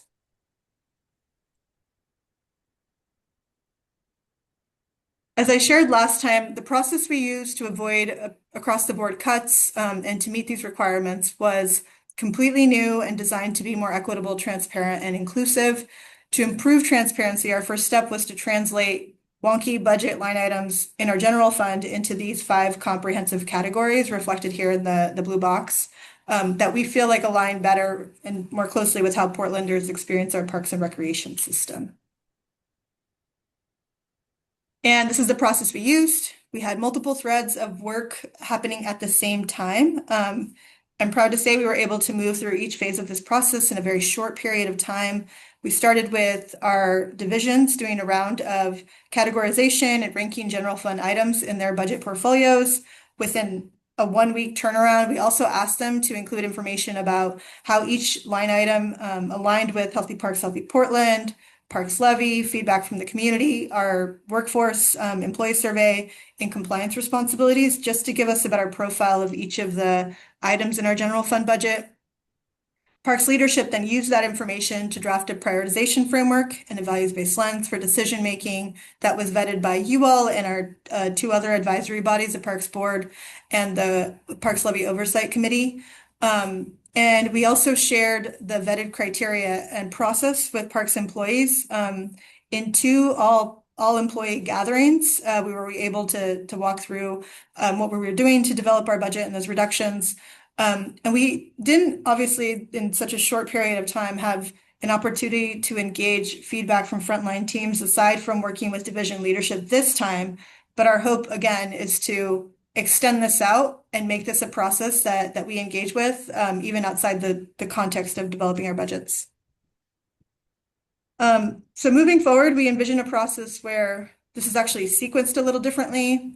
One of the big challenges that we came across in this foundation setting year was that folks and divisions were having to pull together packages for reductions as we were developing the system and moving through. So we had to use the lenses we created retroactively. We were able to get our whole general fund budget organized by priority, which is a good starting point. I'm trying to get to the next slide. This is essentially what it looks like. But then having to use the values-based lens as a screen, we were able to use that to decide which reduction options that are on the table are we going to put in the current service level category, in the 3% reduction category, and in the 10% reduction category. So again, a little bit of a challenge with time constraints, but it was definitely a fruitful process, and we were able to look at some of the items that were in the lower priority categories and try to bring those back to put them on the table as well. So again, this is just the values-based lens that we landed on. As you'll recall, I had posted some large post-its with these to get a sense for where there was energy. And so the bolded items are where we gave a little bit more weight. And as folks were having conversation about what's going to be put in a 10% reduction category, some of these items were elevated through that process. So appreciate your support on this. And again, hoping it's something that we could build on moving forward. Again, setting foundation, just want to overview what we have now moving forward. As we take stock of like what we can learn from this process, how we can start to integrate it differently. Now we have a new prioritization framework and criteria aligned to our strategies, which we didn't have before. We had a separate process for budget. We have these great frameworks. This was a good opportunity to start to pull that together. We have a general fund that's more transparent. We have a values-based lens aligned to city core values that can be used for budget and strategy decisions moving forward. And we have a process to build from. And we've identified a ton of opportunities for improvement just in how we're capturing data and organizing data. We came across some challenges in the city systems that are used for tracking and organizing budget information. And just, again, a huge shout out to our finance team who were able to pull together data in different ways so that our leadership team could use that to make budgeting decisions. And so we have a good starting point and a good list moving forward of how to make the system even better. So looking ahead, here's what we expect moving forward. Again, February 9th was a deadline for bureaus to submit our concepts. Between February and March, council will have budget presentations from each service area. And on March 11th, Public Works is scheduled to present our budget to City Council. We're still waiting to learn more about the scope and scale of what's going to be covered in those presentations, but March 11th is the date we're looking at. On April 20th, the mayor is going to release his proposed budget, which is a little different. Council's much more engaged this year early in the process versus waiting for the mayor to put his proposal on the table and then working through those in a short time frame. So a little bit flipped. And after the mayor's budget is released on the 20th, we expect that on the 21st, the council will have a hearing on the proposal. My understanding is the following day, and then they'll be kicking off a series of conversations, I'm sure, with the public around what's being proposed. A few other key dates, council members will have until May 14th to submit proposed amendments so they can be drafted in advance. As you may remember, last year we were watching some amendments being proposed in real time during council sessions, and it made it really challenging to track what was being voted on and for folks to get the information they needed to make those decisions. And then May 18th through 20th, final actions on the budget will happen. And that's a pretty hard deadline because they need to submit those final proposals to ensure they comply with state law. So that's what I had for you today. I'll hand it over to Claudio in case there's anything else he wanted to share about timeline and I know that he was sharing a little bit about the updated budget information. So Claudio, off to you. Yeah, I think you highlighted that this is a process in flux, and it is, as our new council, our new form of government is kind of taking shape, and especially as we get our new city administrator in place, and he's sort of discovering sort of how very different we are, and what a different, and sort of understanding the shape of that change. We're seeing a lot of sort of timelines, deliverables, et cetera, change almost on a daily basis. One thing that Amanda said, having been around for quite some time, almost 20 years now, actually, council has historically gotten a lot more information a lot earlier. So, in the past, bureaus would submit a requested budget. That would be public at the end of January. Then the city budget office would review that and they would put out a public review of that. That was, and then the mayor would, then there would be work sessions and then the mayor would develop a proposed. I think that is very atypical, frankly, for most governments to have that degree of visibility into what are pretty raw decisions, like non-one city decisions, right? They're very much like recommendations from bureaus like we are doing now. And so I think we're moving towards what is a more traditional sort of way of doing it, which is to actually get that sort of raw substrate of decision making, develop a larger plan around it, issue that as the proposed and have that be the subject of discussion. So I think that could actually be a cleaner conversation than perhaps we've had, but I think it's very, very counterintuitive for folks that have been here for a while. So we'll see how it goes. We're all learning. But I do have a lot of hope that we have a more coherent conversation than maybe we've had in the last couple of years. And you know, while the numbers that they issued yesterday were pretty eye-watering, it's also the clearest articulation of the problem to be solved that I've seen in a bit. So and so I do feel like we're headed in a good direction there. Great, thanks, Claudia. With that, just happy to answer any questions folks might have about the process or anything you've been seeing in terms of budget updates. I noted that the legislature is taking up this issue of our tax code, and it'll be interesting to follow what happens at the state level, because that's gonna really have downstream impacts on. Thank you, Claudio and Amanda. And I wanted to add a bit of information to that presentation. Is it possible to show the timeline again? Yes. Calendar.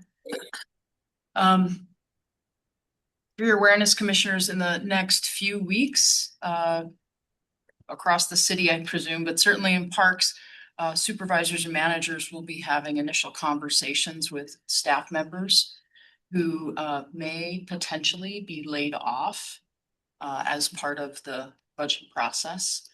And timing on that is important. We want to be ahead of any details about people's jobs and livelihoods being public knowledge. And so that they hear it first from their own team members. And it is potential because, of course, as you see, we won't really have decisions on what specific impacts there'll be on the budget until months from now. So that'll be happening probably by mid-March. Yeah, and that's very dependent again on when when decisions are, like, whatever state that they're in, they become public, and that'll influence the timing of when these are communicated. And that's one of a few reasons that we haven't talked in detail about what potential packages are being considered. Other reasons for that is, of course, many of those are being submitted through all different bureaus in the city that involve general fund. And there are steps to the process determining which of those proceed or not. So there's a balance to be had between sharing information that's really not relevant and things that are relevant. So for urban forestry's budget, fair amount of that comes through the levy, which was approved by the voters. 68% is reported at a recent meeting comes from PSEF, which was also approved by the voters. So I don't understand why urban forestry should have to give up that money. The PSEF money is already at hand. The levy, maybe the amount collected year to year, it varies. So I can see if there are cuts there, but I don't understand why they would be subject to a 10% general potential cut, because their money is not coming from the same kind of general fund as other things. So that's a good question. So the PSEF component is not in play right now that I'm aware of. So that is a portion. So when we're talking about the urban forestry budget, yes, it is considerably broader than just the general fund. However, the other pieces, and just to clarify, the 10% reduction is on the general fund component only. So it is 10% of a part of the budget. So the overall parks sort of main operating fund, so exclusive of PSEF and exclusive of golf, Portland International Raceway, and a couple of other things, is about $185 million. That $185 million is about $81 million general fund and around $77 million levy, and the remainder is earned revenue. So it's only that $81 million that is being reduced. So it's an $8.1 million cut on, so when you put, but that, so it really is about a 4-ish% cut on the overall operating budget.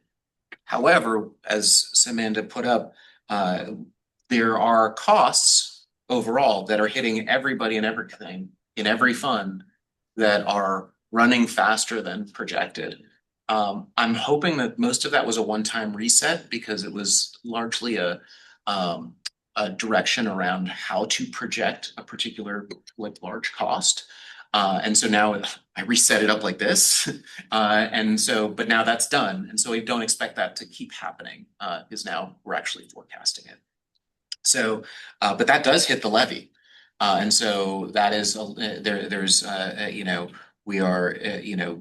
we do need to bring expenses back into alignment with the resource there as well. And that's that $7 million. Thank you. I'll add to that. Thank you, Claudio, that, remember I filled you all in earlier today about that core services realignment and that we have 2 positions that have been held up that are part of our PSEF funded programs, integral to those.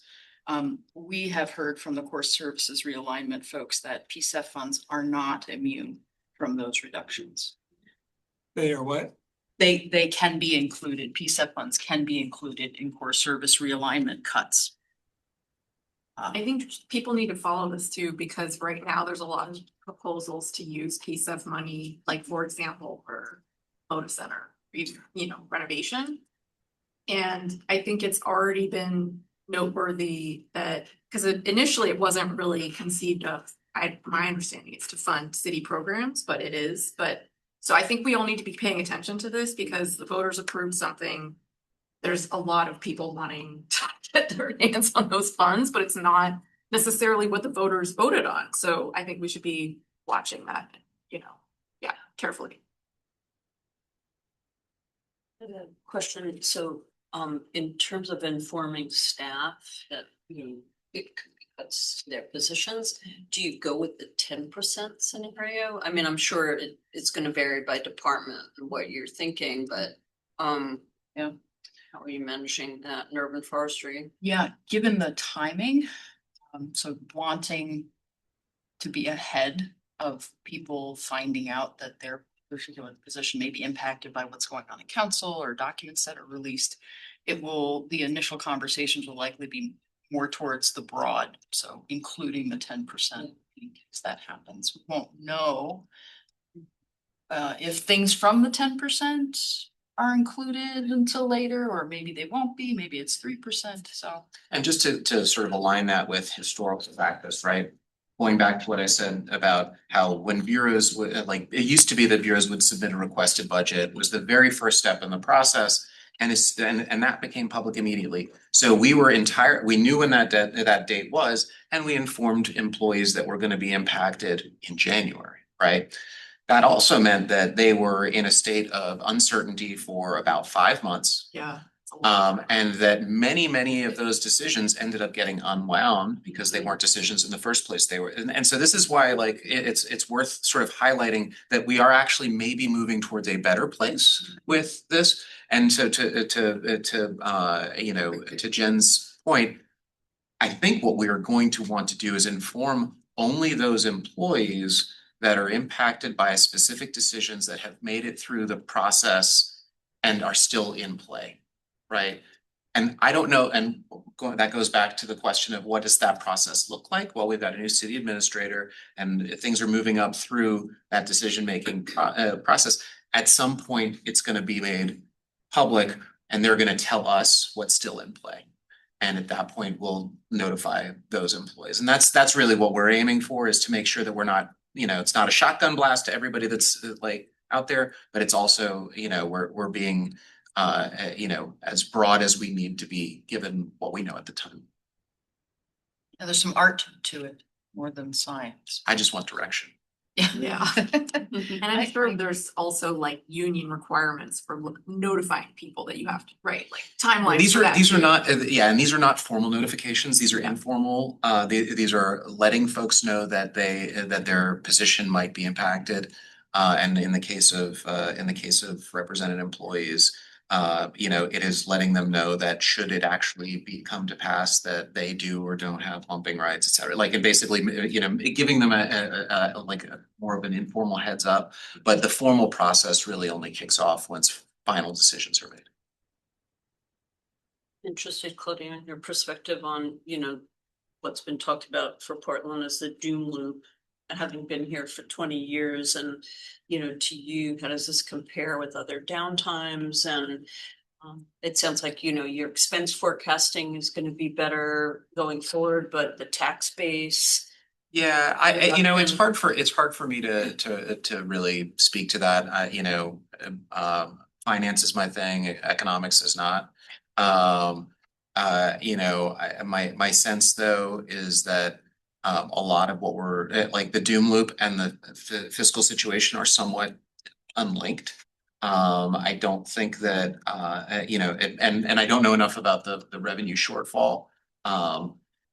So the doom loop that people talk about is more about the people, high wealth fleeing the city, et cetera. And I don't know that that's necessarily what we're looking at in terms of this particular budget cycle. This particular budget cycle, what we're looking at is $100 million of expenses that were onboarded, during COVID when there was a lot of federal money. They were onboarded, with a lot of other one-time resources from Metro and from the state for specific, homeless and livability issues. And now it's a question of how do we continue those, or what choices do we make about them? And so it's more an expense driven thing, but there is a revenue component, and so I can't really speak to like the interaction of that with the economics. That's helpful. Thank you. Yeah. Any other comments or questions from commissioners? Thank you for making an extremely complicated thing much better. Yeah. Well, and then that was my other wondering, was also those decisions were made before the big beautiful bill was passed, right? So that also changed a lot. And it's super hard to anticipate how all of that is gonna actually work its way through the code and to understand what the impacts are gonna be. Especially with the state legislature taking up a possible, not a full remedy, but a partial remedy for that. Absolutely. Well, thank you. I want to take a moment to acknowledge one of our commissioners who's, this is her last meeting. Megan Vandemark, who's been just an amazing contributor, here time in, through, just always dedicated, and we're really going to miss you and your contribution. So thank you very much. I just want to say, when I joined the commission, Megan was one of the first people who reached out to me and offered to meet and help me get to know how things worked. And thank you for your generosity of time and just all the wisdom and knowledge you bring to all of our meetings. You're going to leave a giant hole, I have to say. Nobody could fill. So we're really going to miss all that you bring to these meetings. But thank you for 8 years of service. Yeah. Let's just recognize it. Enormous. Thank you. Megan, I wanted to thank you also. Friends of Trees over the life of the Urban Forestry Commission. There have been 3 people from Friends of Trees. The only other entity that has had more is Portland General Electric. But thank you very much. I know it was a little tough because you were switching jobs in the middle of it. And then you took on added responsibility at Friends of Trees. So I know you wish you had had more time, but the time that you've given has been great. So thanks a lot. Thanks all. Well, if I can do one bit of advocacy on my way out, I would encourage everybody to think about reviving the policy committee. A lot of the work happens right when people outside of the meeting. So I just want to encourage folks. I ran out of time and ability. But right, we're an advisory body and we have that opportunity. So if folks can, that's my parting wish for you all. Some of you are doing that work, but that dedicated time is really valuable for us to move forward things that we care about. So that's my parting salvo. And I want to say, when I joined, one of the things that Megan told me was so important to the commission was the street tree program, and it's like happening. So I just have to recognize, I mean, that advocacy and work that happened was part of why, where we are now. So just, I hope you can feel really proud of all of the work that you've done. Excellent. And Thank you, Claudio and Amanda. Yeah, I gotta run, but thank you so much, Megan. It's been a pleasure, and I hope that our paths keep crossing. All right, take care. So to clarify, we went back in the records and Megan's term doesn't end until April. Okay. And I want to say that, and Megan did agree to come to, sorry, Commissioner Vandermark did agree to come to at least next month's meeting with that knowledge. But I wanted to say that now because I had planned to start with thanking Commissioner Vandermark, but because the calendar, because the date is different, I did not do that. All right, so I just wanted y'all to know that, so you can say it again in the future. We will. Come as long as you can. All right, thank you. Way to end that, know. Jen. Okay. All right. Bye. All right, thanks everyone. Take care. See you next month.